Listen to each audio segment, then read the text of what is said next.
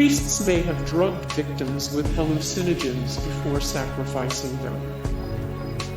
In what certainly would have been an act of mercy, Acolhua priests reportedly may have offered some victims a dose of hallucinogens, magic mushrooms, or pulp, what the Independent described as an intoxicating substance made from fermented cactus juice before their sacrificial killing. Iconography and texts from ancient Mesoamerica indicates that hallucinogenic cacti and other plants were probably used both in healing rituals and for bringing about unconscious states to pending sacrificial victims. The Aztec calendar had 18 ritual days for human sacrifices. The Acolhua, as a sister tribe to the Aztecs, probably followed the same or a similar calendar to the infamous sunstone of the Aztecs. The Aztec calendar called for 18 annual days of religious rituals requiring human sacrifice, and some occasions called for heavier sacrifice than others. According to the Independent, as many as 84,000 people, all prisoners of regional skirmishes, were sacrificed on a single occasion to mark the consecration of the Great Pyramid of Tenochtitlan in 1487. Scholars have been skeptical over whether this could actually have been true due to the logistical implications of such a massive event. Victims were sacrificed on the top of altars, and rituals to the gods were very important. Victims to the gods were typically sacrificed on the top of the pyramid-like altars, with remaining body parts buried in shallow graves close to the central temple. Experts say these rituals were of vital importance to the entire population. Although practices like these seem barbaric today, the Aztecs' rituals were carried with the utmost seriousness and respect for the gods. Corts, the Conquistador, ordered the destruction of the Acolhua. Hernan Corts sent General Gonzalo de Sandoval to destroy the Acolhua after he heard about the attack on the Spanish caravan. Sandoval and his 200 men destroyed Zultepec-Tecoaque, killing all of the Acolhua who were not able to flee. One of the reasons there is so much archaeological proof of the events of Zultepec-Tecoaque is because the Acolhua disposed evidence, likely fearing reprisal by the Spanish. To hide what they had done, they threw bones and other artifacts into wells and cisterns around the site. The evidence at Zultepec-Tecoaque were the first indications of a strong resistance in Mesoamerica. The traditional narrative for the Spanish conquest of Mesoamerica is mostly one of submission. Hernan Corts had arrived in Tenochtitlan in 1519 and exchanged gifts with the Aztec ruler Moctezuma. Moctezuma was skeptical when it came to the Spanish visitors, but the Aztec ruler chose diplomacy over immediate war. Corts had faced minor resistance when he first arrived in Mesoamerica, but nothing like the actions of the Acolhuas in 1520. Zultepec-Tecoaque proved that the path wasn't entirely smooth for the Spanish conquerors. The Acolhua may have sacrificed their victims for political reasons as well. Human sacrifice in Aztec civilization was religious in nature, but there were additional gains to be made by killing one's enemies. The Acolhua could have killed the Spaniards and their allies to send messages, Tenochtitlan and the Spanish alike. The Aztec Empire, based in Tenochtitlan, had been taxing groups like the Acolhua for decades.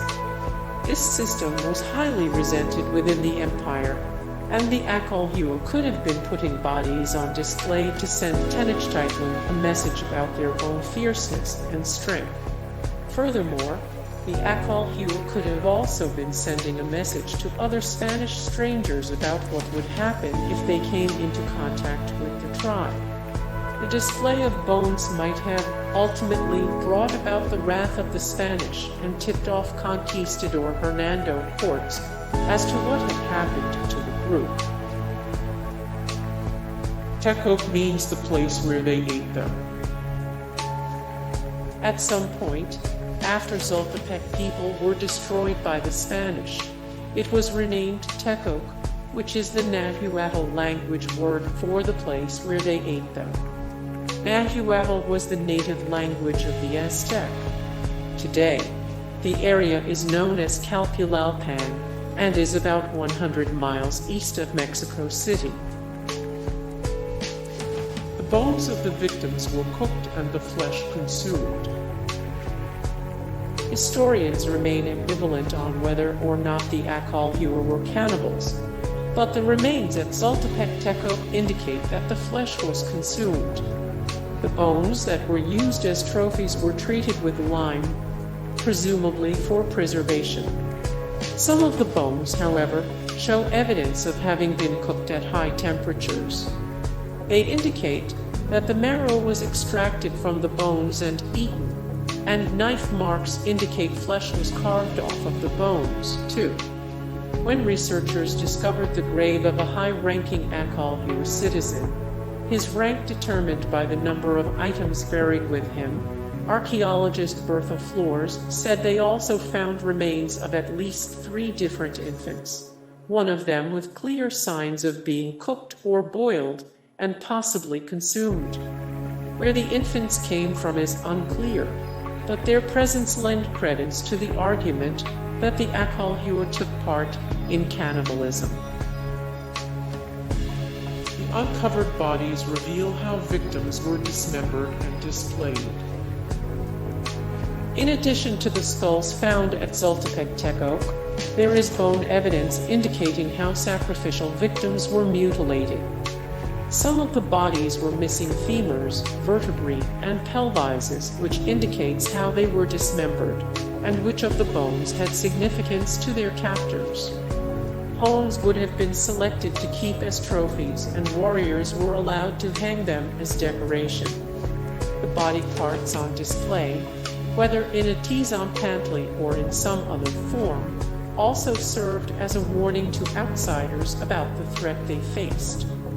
When the Spanish retaliated against the Acolhua months after the initial capture in 1520, they most likely found the bones of allies waiting for them in some macabre displays.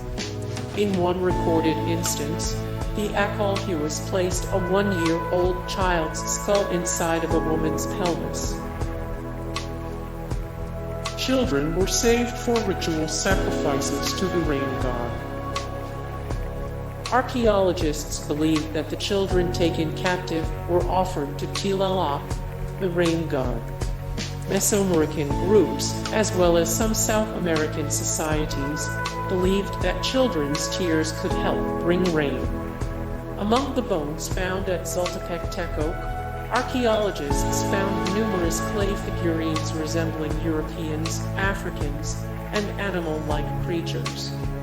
It's believed that the figures played some role in the sacrifices.